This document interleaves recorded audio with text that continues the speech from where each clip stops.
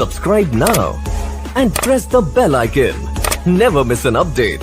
আসসালামু আলাইকুম বন্ধুরা, কেমন আছেন? আশা করি সবাই ভালো আছেন।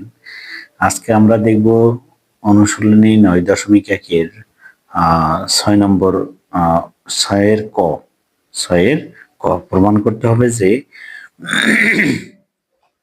1/sec² + 1/cos² = 1। এটা প্রমাণ করতে হবে। আমরা তাহলে লিখতে পারি left hand side 1/sec² a plus 1/cosec² a, cosec² a।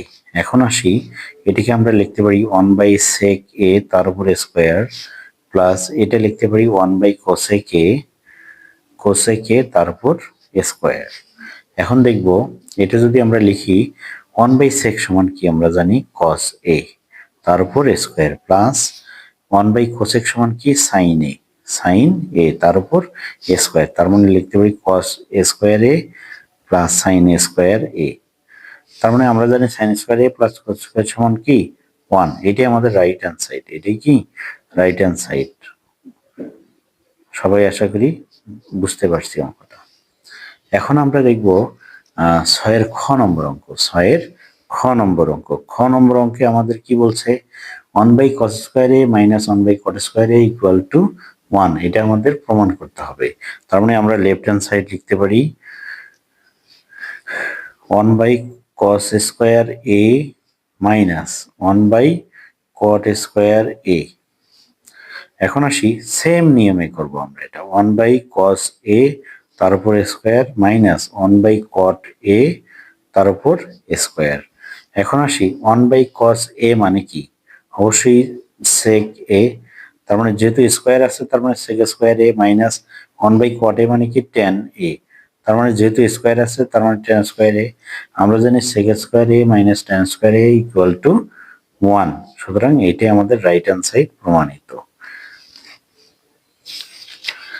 এখন আমরা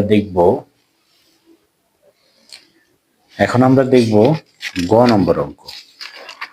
6-এর গ। 6-এর গ। 6-এর গ আমাদের কি বলছে ভালো করে দেখি।